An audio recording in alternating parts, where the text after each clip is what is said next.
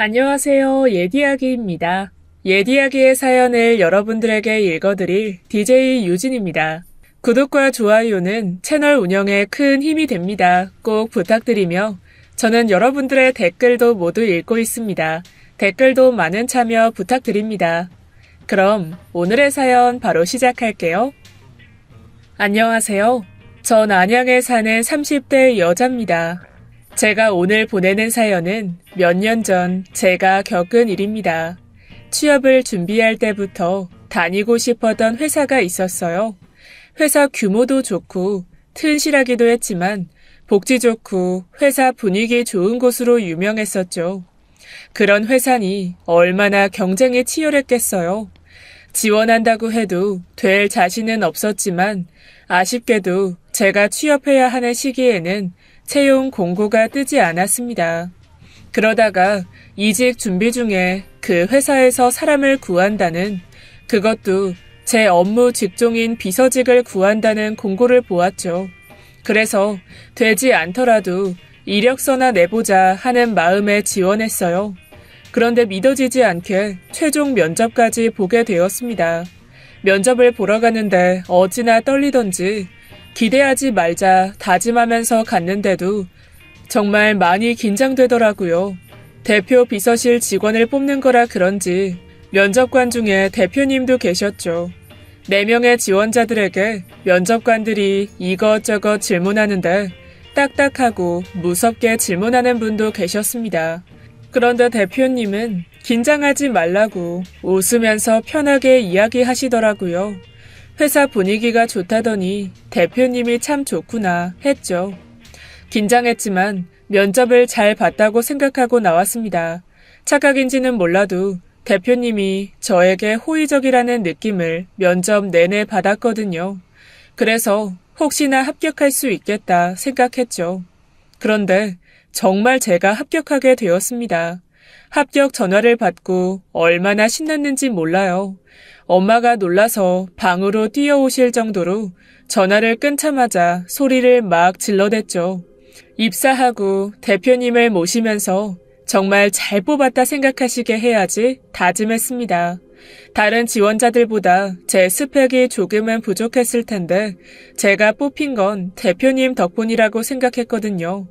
역시나 듣던 대로 대표님은 참 존경스러운 분이었습니다. 직원들에게 말 한마디라도 친절하게 하셨고 회사 내 복지에 신경을 많이 쓰셨죠. 잘 쉬고 잘 놀아야 일도 잘하는 거라고 직원들의 여가도 신경 썼어요. 직원들 중에 저처럼 대표님을 존경하는 사람들이 많았습니다. 특히 여직원들에게 인기가 최고였죠. 능력 있고 친절하고 멋지다고 좋아들 했어요.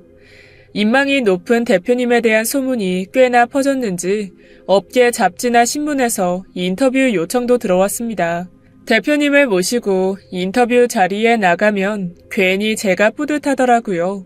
간혹 대표님이 과하게 자신감이 넘치는 사람이라는 생각도 들기는 했습니다. 가끔씩 자화자찬을 하는 걸 즐기기도 했고요. 하지만 대표님이 말하는 것이 모두 사실이고 능력 있는 사람이니 그것도 나쁘게 보이지 않았죠. 그저 이런 사람이 제 상사라는 것이 자랑스러웠습니다. 하루는 함께 일하는 비서실 선배에게 말했어요. 정말 우리 대표님 너무 좋지 않아요? 저 대표님이랑 일하는 게 너무 뿌듯해요. 그렇지. 이제 인터뷰도 하시고 이러다 대표님 너무 유명해지시는 거 아닌지 몰라요. 그런데 어쩜 대표님은 직원들한테 그렇게 잘하실까요? 그런 사람으로 보이고 싶으니까 그러는 거 아닐까? 직원들을 위하는 대단한 김 대표. 네? 아니야, 아무것도. 선배는 저와 생각이 다른 것 같았죠.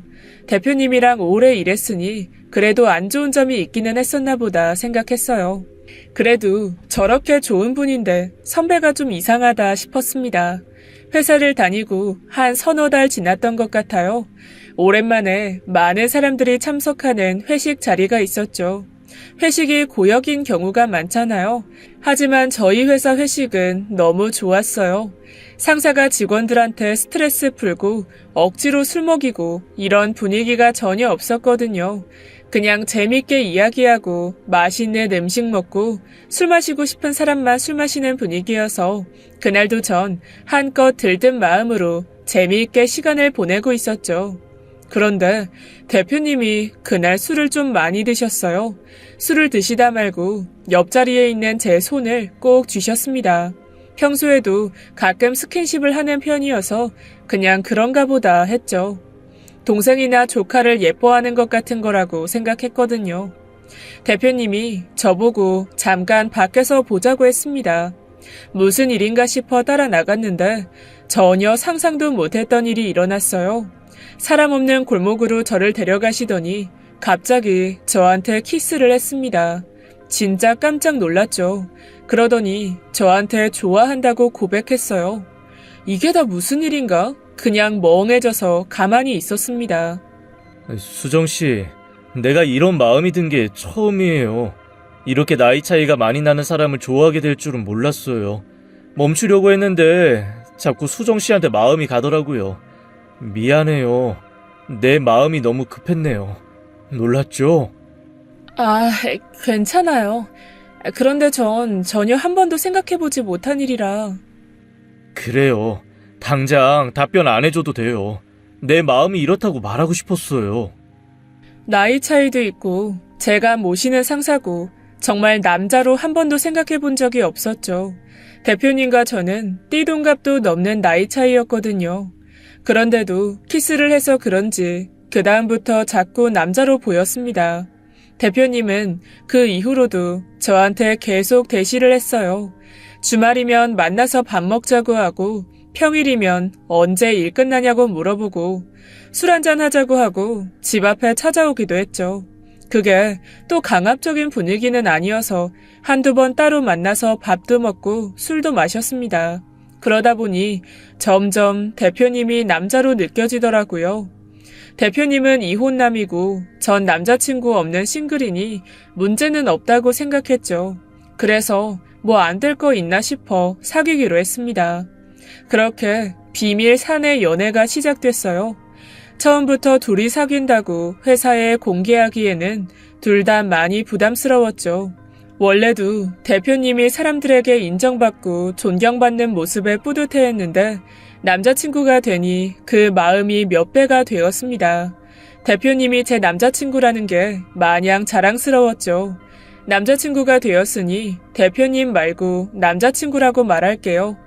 점점 더 남자친구가 좋아졌고 사이는 점점 더 가까워졌습니다. 회사에서는 강한 리더였지만 저와 있을 때에는 제게 힘든 이야기도 하고 많이 기댔죠. 전 그게 더 좋았습니다. 아무도 모르는 모습을 제가 알고 있다는 점이요. 그렇게 행복하게 몇 달을 보냈죠. 그러던 어느 날 거래처와 회식을 했어요. 그날은 저희 비서실과도 관련 있는 업무여서 남자친구와 저, 선배와 거래처 사람들이 함께 회식을 했습니다. 그런데 거래처 여자 팀장이 하는 짓이 꼴사나웠어요. 대놓고 남자친구에게 꼬리를 치는데 정말 꼴불견이었죠. 김 대표님, 대표님은 주말에 뭐 하세요? 뭐 남들하고 똑같죠. 피곤하면 자고 뭐 영화도 보고 책도 읽고.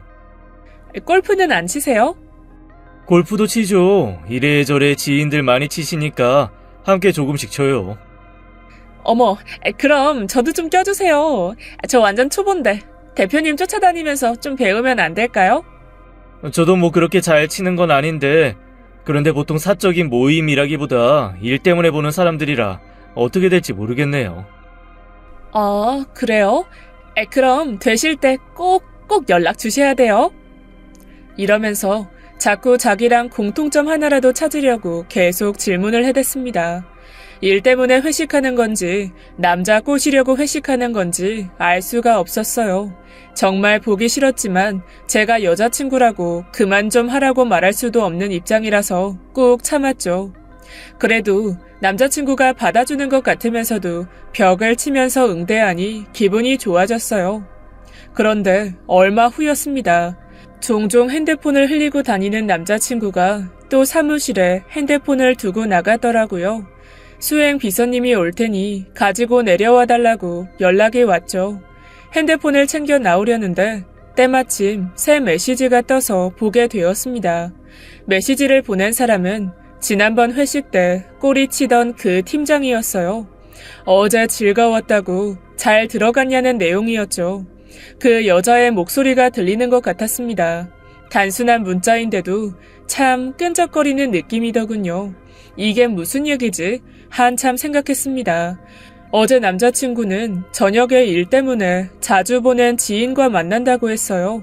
그리고 제가 잠들기 전에 저를 보러 왔었죠. 바빠서 미안하다고 이렇게라도 얼굴 보고 가니 좋다고 하면서 말이에요. 심장이 두근두근했습니다. 제가 일부러 본 건 아니지만 남의 메시지를 본 거니 남자친구에게 확인해 보기도 그랬죠. 애인 간에도 프라이버시는 중요하다고 항상 말하는 사람이었거든요. 그래서 제 개인 시간에 대해서 터치도 안 했고 저도 되도록 안 하려고 했어요. 어제 지인과 함께 이 사람을 만났나 보지, 일 때문에 함께 만났나 보지 생각했어요. 아니, 그렇게 생각하기로 했죠. 어제 그 늦은 밤에도 제 얼굴이 보고 싶어 달려온 남자친구를 떠올리면서요.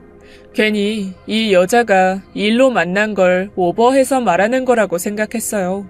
굳이 남자친구에게 물어볼 거리도 못 된다고 치부했죠. 매일 바쁜 일정을 소화하고도 저를 만나러 오거나 오지 못하면 꼭 전화통화라도 하는 남자친구인데 그를 믿자 했어요. 회식 때 제가 본 모습처럼 이 여자가 일방적으로 이러는 걸 거라고 생각했습니다. 하지만 제가 걱정하던 남자친구의 여자 문제는 다른 곳에서 터졌죠. 한 달 전쯤 함께 일하던 선배가 다른 임원 비서실로 옮겼어요. 그리고 새로 후배가 들어왔죠.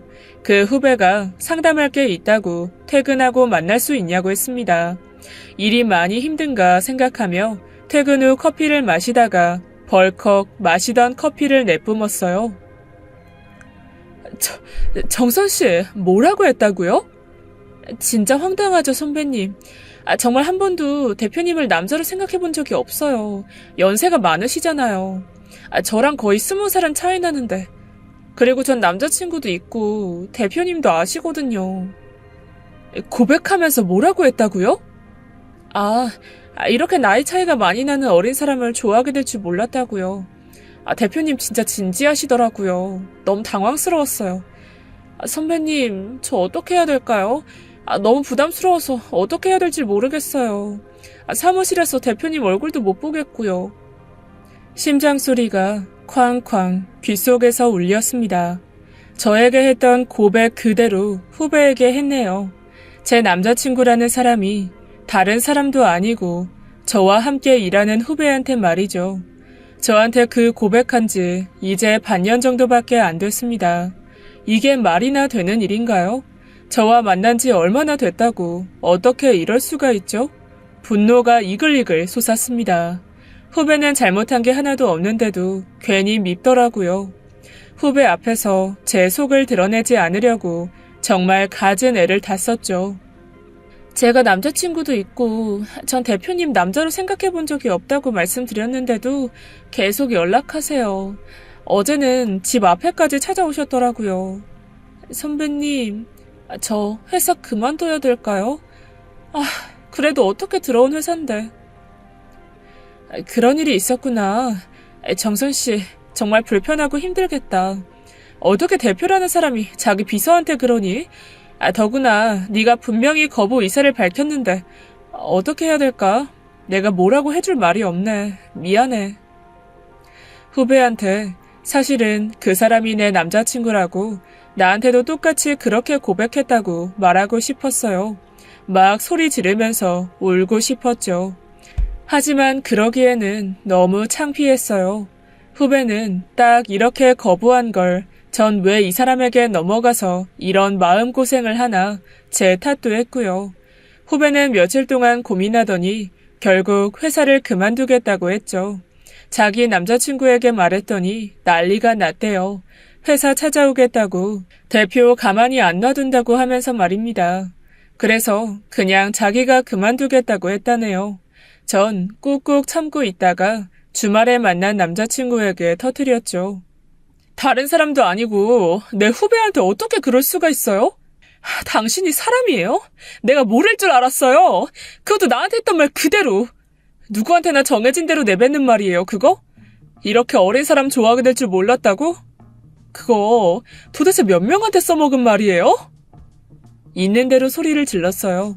눈앞에 뵈는 게 없었습니다. 옆에 있는 물건들을 다 던지고 부시고 싶은 마음이었죠. 근데 남자친구는 그다지 당황하지도 않더라고요. 아니야. 정선 씨가 뭔가 크게 오해한 것 같은데 내가 무슨 정선 씨한테 그런 말을 해. 말도 안 되는 소리야, 수정 씨. 그렇게 흥분하지 마. 이리 와봐. 나한테는 수정 씨밖에 없는 거 알면서 그래. 날뛰는 저를 붙잡고 진정시키는데 전 바보같이 저밖에 없다는 그 말을 믿고 싶었습니다. 그때 알았죠. 내가 이렇게나 이 사람을 좋아하게 되었구나. 이런 사람을 믿고 싶어졌구나 하고요. 정선 씨가 일을 적응하지 못하는 것 같아 밥 한 번 먹였어. 정선 씨가 일 잘 못하면 자기가 힘들잖아요. 말이 되는 소리를 해요. 그럼 고백은 뭐예요? 아니 내가 왜 정선 씨한테 고백을 해? 정선 씨한테 한 게 아니라 수정 씨 이야기한 거야. 정선 씨가 남자친구 이야기를 하더라고. 그래서 나도 좋아하게 된 여자친구가 있다고 말한 거야. 물론 수정 씨라고 말은 못했지만 말이야. 내가 그렇게 고백을 했다. 이렇게 이야기한 건데 그날 정선 씨가 밥 먹으면서 술을 시키더니 이 술을 좀 많이 마셨어. 의심은 사라지지 않았지만 그래도 이대로 헤어지고 싶지는 않았습니다. 그래서 믿기로 했죠. 함께 있고 싶은 사람은 자기밖에 없어. 수정 씨하고 언제나 함께 옆에 있고 싶다고. 알잖아. 매일 보고 싶어서 전화하고 바빠도 수정 씨 얼굴 보려고 달려가는 거. 다른 사람들 말 듣지 마. 누구보다 잘 알잖아. 내 주변에 사람도 많고 말도 많은 거. 이렇게 다른 사람 이야기 듣고 힘들어하지 마. 수정 씨 힘들어하니까 나도 힘들다. 울지 말고, 나만 믿어. 알았지? 이렇게 말하면서 저를 꼭 안아주는데 바보같이 전 사르르 넘어갔습니다. 그런데 알고 보니 진짜 문제는 따로 있었네요. 금방 들통날 일을 왜 그때 그렇게까지 거짓말을 했을까 싶었죠. 남자친구에게는 진짜 여자친구가 따로 있었어요. 네, 제가 아니라요. 네? 누가 결혼을 한다고요? 대표님이요. 아직 날은 안 잡으셨는데 곧 하실 것 같아요.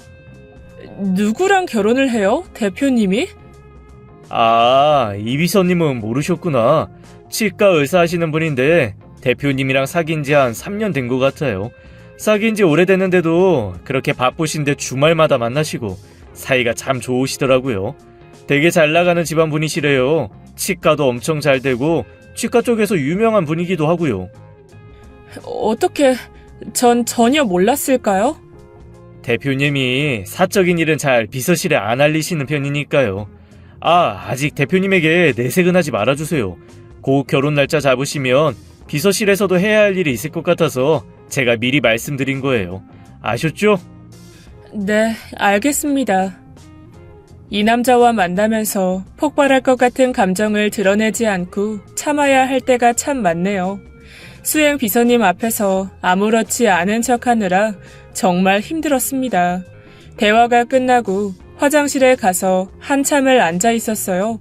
다리에 힘이 풀려서 일어설 수가 없었죠. 화도 나지 않았습니다. 그저 믿어지지 않을 뿐이었죠. 어떻게 그동안 전혀 몰랐을까요?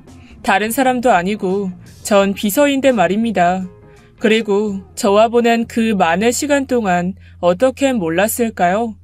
그동안 여자친구가 내내 있었다니 저만 몰랐지 제가 대표님 세컨드였네요. 전 여태까지 제가 여자친구라고 남자친구에게 들이대는 여자들을 걱정했는데 알고 보니 제가 여자친구 있는 남자를 만나는 여자였습니다. 제가 입사하고부터 바로 사귄 것도 아닌데 비서 일을 하면서 어떻게 여자친구가 있다는 것을 전혀 몰랐을까 생각해 보았죠. 처음부터 계획적이었던 거예요. 그러니 제가 몰랐죠. 주말 스케줄까지 모두 파악하고 있었는데 그 스케줄 안에 여자친구는 없었습니다. 그 스케줄 속에 숨겨서 여자친구를 만난 거죠.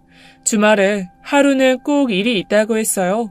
일 때문에 사람들과 미팅이 있거나 골프를 쳐야 한다고 했고 아니면 부모님을 찾아뵈야 한다고 했습니다. 그래서 전화통화도 어렵다고 다 끝나고 밤에 전화하겠다고 했었어요. 큰 회사 대표니 그러겠다. 주말에도 못 쉬고 얼마나 힘들까. 거기에 부모님 댁에도 자주 찾아뵙고 참 효자다. 남자친구 참 대단한 사람이고 멋지다고 생각했었습니다. 그런데 그게 거의 다 거짓말이었던 거죠. 그동안 아무렇지 않은 얼굴로 저에게 거짓말을 해왔다고 생각하니 치가 떨렸어요. 거래처 여자 팀장 일도 후배 일도 다시 떠올랐습니다. 거래처 팀장하고도 만났던 거고 후배에게도 고백했던 거죠. 도저히 회사에 앉아있을 수가 없었어요. 몸이 안 좋다고 말하고 일찍 집으로 돌아왔습니다. 그러고도 며칠을 회사에 나가질 못했죠. 어떻게 해야 할지, 어떤 얼굴로 그 사람의 얼굴을 봐야 할지도 모르겠고 말입니다. 따져 물을까? 회사에 가서 다 뒤집어 놓을까? 아니면 결혼식에 가서 난리를 칠까? 그런데 따지면 뭐가 달라질까? 뒤집어 놓으면 뭐가 달라질까? 제가 더 초라해지는 건 달라지지 않았어요. 아니, 그 전에 사람들이 제 말을 믿어나 줄까 싶었죠.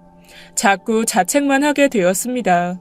어쩌자고 이런 남자에게 푹 빠져서 정신을 못 차렸을까? 바보 같은 저에게 자꾸 화만 났어요. 너무 힘들어서 누군가에게 이야기하고 싶어졌죠. 이대로 회사를 다닐 자신도 없었고요. 그래서 비서실에 처음 들어갔을 때 함께 일했던 선배에게 연락을 했습니다. 며칠 사이에 수척해진 제 모습을 보고 깜짝 놀라더군요. 병가를 냈다더니 어디가 많이 아픈 거냐고 했죠. 한참을 망설이다가 털어놓았습니다. 대표와 만나게 된 일, 다른 여자들 이야기, 그리고 원래 있었다는 여자친구와 결혼 준비 중이라는 이야기까지요.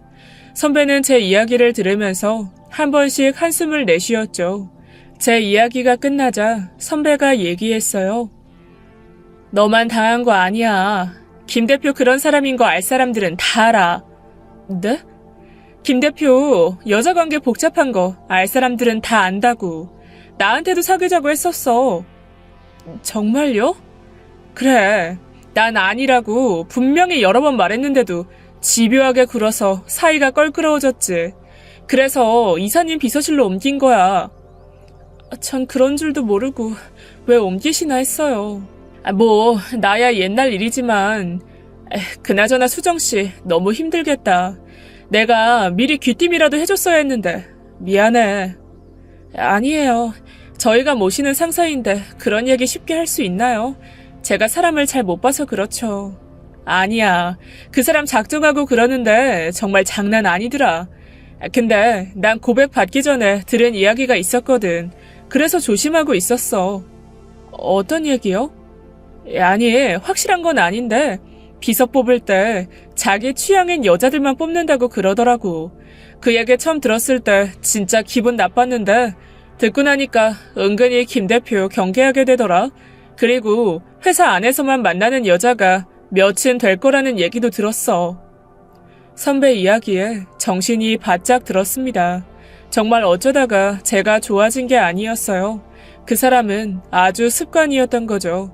습관처럼 자기 마음에 드는 여자들을 비서로 앉혀놓고 꼬시고 안 되면 다른 사람 또 꼬시고 이렇게까지 질 나쁜 남자였다니 정말 충격적이었습니다. 당연히 더 이상 만나지 않았어요. 계속 연락이 왔지만 그냥 받지 않았죠. 회사에서도 눈도 마주치지 않고 연락에 답장도 하지 않으니 점점 연락이 뜸해졌습니다. 남자친구라고 말하기도 싫은 사람이니 그냥 김 대표라고 말할게요. 김 대표 얼굴 보기도 끔찍하게 싫었지만 그렇다고 회사를 그만둘 수는 없었어요. 스트레스가 정말 심했지만 이만한 회사 다시 들어가기 어렵다는 걸 잘 알고 있었거든요. 그리고 전 이 좋은 회사 그만두는데 정작 잘못한 그 사람은 무슨 일이 있었냐는 듯 멀쩡하게 회사 다니는 꼴은 볼 수가 없었죠. 다른 곳으로 발령이 나면 좀 나아질 텐데 언제 발령이 날지도 미지수였어요. 그 사이 김 대표가 결혼한다는 소문이 사내에 퍼졌습니다. 제가 김 대표 비서니 여기저기에서 자꾸 저에게 결혼 소식에 대해서 물었죠. 정말 죽을 지경이었습니다. 그놈의 결혼 이야기 정말 지긋지긋했어요. 다들 저에게 축하한다고 전해달라는데 진짜 끔찍했죠. 그러던 중 친한 여자 동기들과 술자리를 가졌습니다. 속병을 끌어안고 지내는 것이 힘들어 그날 과음을 좀 했네요. 그리고는 동기들에게 제게 일어난 일을 이야기했어요. 정말? 대표님이 그런 짓을 했다고? 진짜 충격적이다. 수정씨 어떻게 하니? 다른 동기가 갑자기 얼굴이 빨개져서 말했어요. 저기 있잖아. 실은 나도 수정씨랑 같은 처지야. 나한테도 그랬어. 나한테 이렇게 나이 차이 많이 나는 여자 좋아하는 건 처음이라고, 이렇게 좋아하게 될 줄 몰랐다고 하면서 고백했어. 나도 금방 좋아져서는. 이렇게 말한 동기는 말을 다 끝내지 못하고 눈물을 터뜨렸어요. 정말 깜짝 놀랐죠. 제 동기 중에도 저와 같은 일을 겪은 사람이 있을 줄은 몰랐어요. 우리 팀 후배가 얼마 전에 나한테 얘기했는데 그 후배도 똑같은 일 겪었더라고. 어떻게 해야 할지 모르겠다고, 배신당해서 어쩔 줄 모르겠다고 그러더라. 회사 그만두고 싶다는 거 겨우 설득했는데 내 동기들도 그랬을 줄이야. 진짜 어이가 없다. 어떻게 자기가 운영하는 회사 안에서 한 명도 아니고 여러 명을 동시에 만날 수 있는지 다들 분개했습니다. 그러면서 세상 좋은 사람인 척 하면서 지내는 것도 용서할 수 없다고 했어요. 다들 그런 파렴치한 인간을 그대로 둬서는 안 된다고 했습니다. 왜 피해자들이 회사를 그만둘 생각을 하냐고, 그만둬야 할 사람이 있다면 김 대표라고 했죠. 그 사람이 어떤 사람인지 세상 사람들에게 본색을 드러내주자고 했어요. 그렇게 저희 동기들은 똘똘 뭉쳐서 김 대표에게 복수하기로 했습니다. 우선 김 대표에 대한 정보를 모으기로 했죠. 이렇게 앞뒤 다른 사람이 여자 문제만 있을 리가 없다고, 회사 일로 어떤 부정한 짓을 했을지 모르니 찾아보자고 했습니다. 그래서 데이트하면서 들었던 일들, 비서 일하면서 들었던 일들을 파고들기로 했어요. 저도 김 대표와 만났던 동기도 다른 동기 후배도 그동안 주워들었던 이야기들을 모았죠. 인사총무팀, 격리회계팀 등 각 팀에 있는 동기들이 저희들의 증언을 토대로 증거들을 찾기 시작했습니다. 전 수행 비서님에게 다른 핑계를 대고 그동안의 김 대표 동선에 대한 내역을 받았어요. 그리고 김 대표 컴퓨터에 연결된 카카오톡에 들어가 사람들과 대화한 내용들을 저장해서 증거를 모았죠. 핸드폰을 종종 사무실에 흘리고 다니는 김 대표 성격상 핸드폰 문자 메시지와 전화통화 내역을 살펴보는 것도 그리 어렵지는 않았습니다. 비밀번호 정도야 이미 꿰뚫고 있었거든요. 그 결과 그동안 개인적인 일에 법인카드를 많이 써왔다는 것을 알게 되었습니다. 개인 일정의 장소, 시간과 법인카드 사용 내역이 일치하더라고요. 그뿐이 아니었죠. 인사청탁은 물론이고 하청업체에서 접대까지 받은 정황도 찾아냈습니다. 막상 찾아내니 더 허무해지더라고요. 여자 문제뿐만 아니라 이렇게 비리나 저지르는 더러운 범죄자인 줄도 모르고 존경하고 좋아하고 사랑까지 했었다니요. 제 앞에서 했던 말들은 다 거짓이었고 사람들 앞에서 바르고 좋은 사람인 척 해왔던 행동도 다 거짓이었습니다. 이렇게 뻔뻔한 사람이었다니 정말 치가 떨렸죠. 증거를 모두 모아서 자료를 만들었어요. 그동안 해왔던 일들과 행적을 비교하고 관련 영수증들과 카카오톡, 문자 메시지 대화 내용까지 모두 넣었죠. 그리고 가장 효과적인 날에 터뜨리기로 했습니다. 그래서 기다린 날이 바로 김 대표가 야심차게 준비한 프로젝트가 발표되는 그 전날이었어요. 전날 사내 게시판에 익명으로 자료를 올렸습니다. 물론 반응은 폭발적이었죠. 이건 음모라는 소리가 나올 수 없게 저희가 제대로 준비했거든요. 아침에 출근하니 회사가 완전 뒤집어져 있었습니다. 사무실에 들어가자마자 전화가 불이 나더군요. 받아보니 이사회가 비상 소집되었다며 김 대표 출근하자마자 연락하라는 전화였죠. 그 전화를 받으니 실감이 났습니다. 우리가 진짜 큰일을 쳤구나 싶었죠. 김 대표는 무슨 일이 일어난지도 전혀 모르고 출근했더라고요. 평소처럼 사람들에게 온갖 아는 채, 친절한 체를 하며 들어섰습니다. 제가 이사회 이야기를 했는데도 귀찮다는 듯 오늘이 어떤 날인지 알면서 무슨 이사회냐고 꿍얼거리며 자기 사무실로 들어갔어요. 하지만 얼마 지나지 않아 사람들이 몰려왔습니다. 이사회 진행을 맡은 직원들이었죠. 당장 모셔오라고 했다며 대표 사무실에 들이닥쳤어요. 김 대표는 무슨 일인지도 모르고 얼떨떨해하며 거의 끌려가다시피 하며 갔습니다. 그렇다고 바로 이사회에서 잘리지는 않았어요.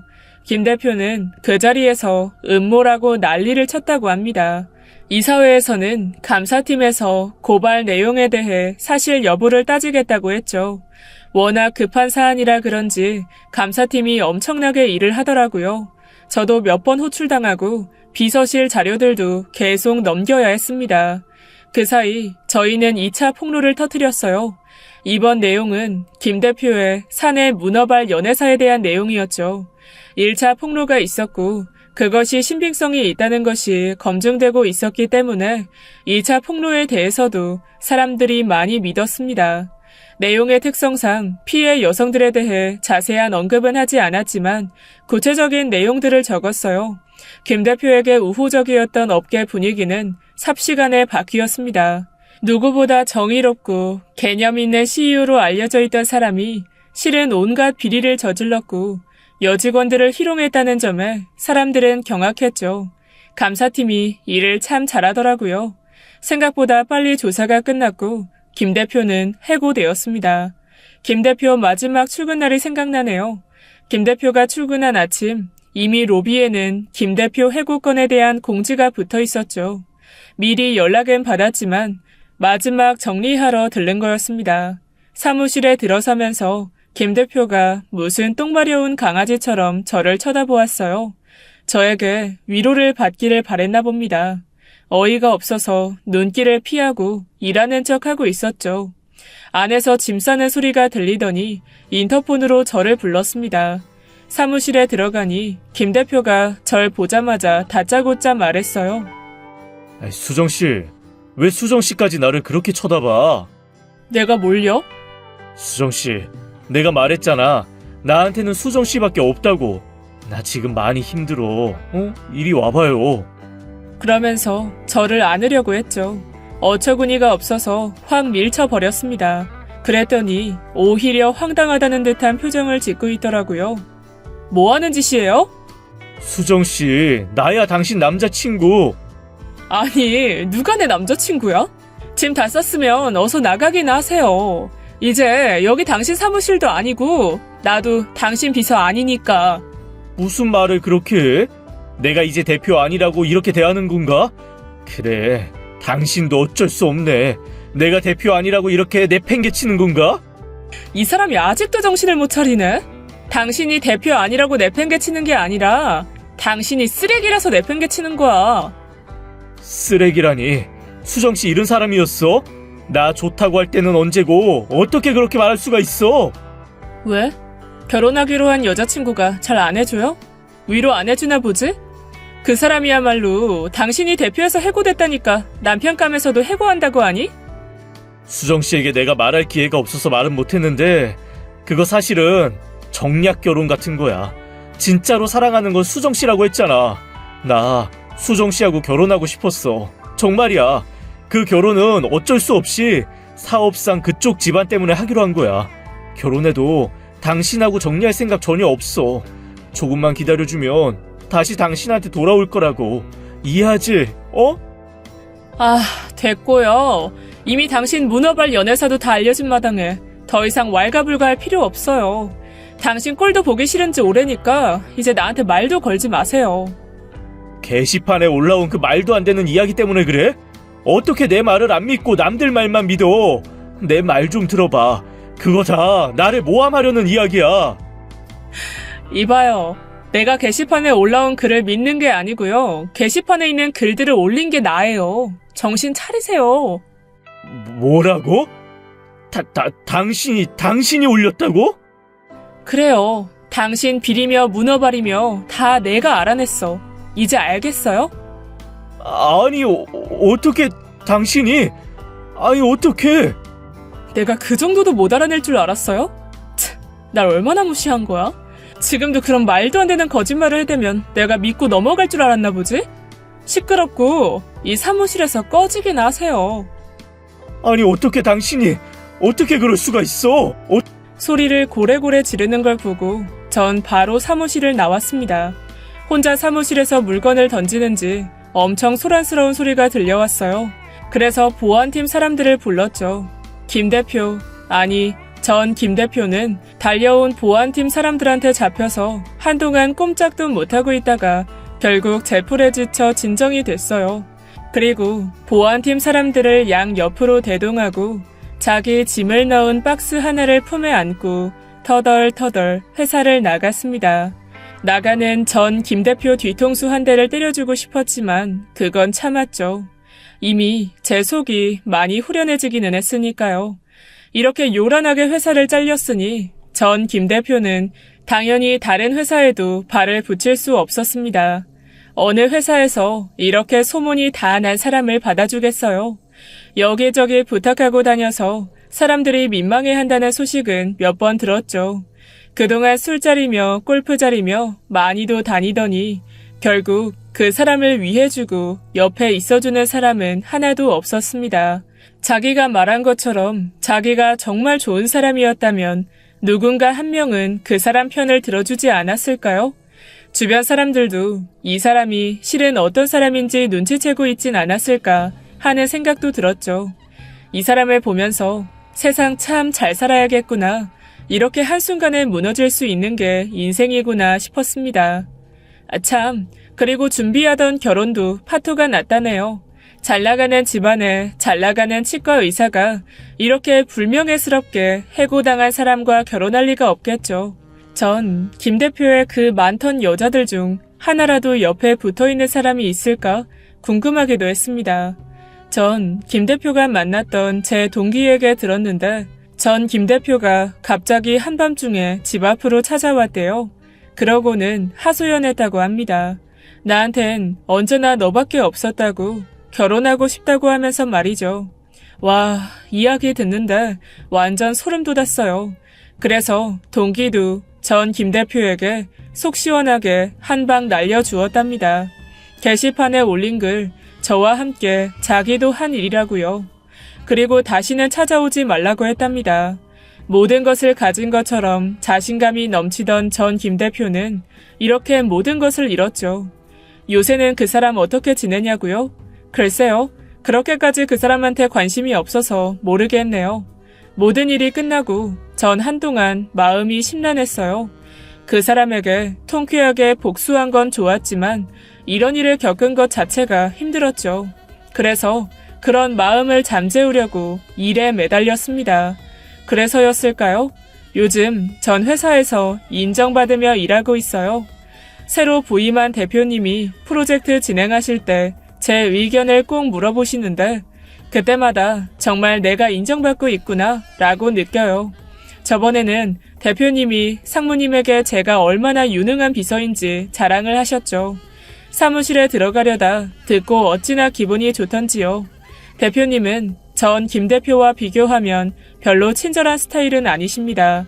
그 대신 전 김 대표처럼 괜히 신경 써주는 척하지 않고 일에 있어서 공정하고 깔끔하시죠. 전 지금 대표님과 일하는 것이 참 편합니다. 괜히 오버해서 겉으로만 잘해주고 이런 거에 질려버렸나 봐요. 이제 전 김 대표와의 일은 언제 그랬냐 싶게 매일 회사에 오고 일하는 것이 기쁩니다. 일에만 신경 쓸 수 있어서 정말 좋아요. 힘든 일도 다 지나가기 마련인가 봅니다. 물론 혼자 참기만 하지 않고 나쁜 놈을 벌받게 했기 때문에 가능한 일이겠죠. 동기들과 함께 모일 때는 가끔 전 김 대표 이야기가 나와요. 그리고 앞으로도 회사에서 부당한 일을 겪으면 서로 돕고 지켜주자고 다짐하죠. 이런 동기들을 만난 게 저에게는 참 불행 중 다행이었습니다. 회사에서 자기 위치 높다고 우쭐대는 사람들, 여자 직원들 꼬시려는 사람들 조심하세요. 어디에나 꼭 그런 사람들이 있더란 말이죠. 그런 사람들에게 혹시나 나쁜 일을 당하면 혼자서 당하지 말고 도움을 꼭 요청하세요. 여기까지가 제 사연입니다. 들어주셔서 감사합니다. 지금까지 예디약이었습니다. 끝까지 함께 해주신 여러분 진심으로 감사드리며 전 내일 이 시간 다시 돌아올게요. 감사합니다.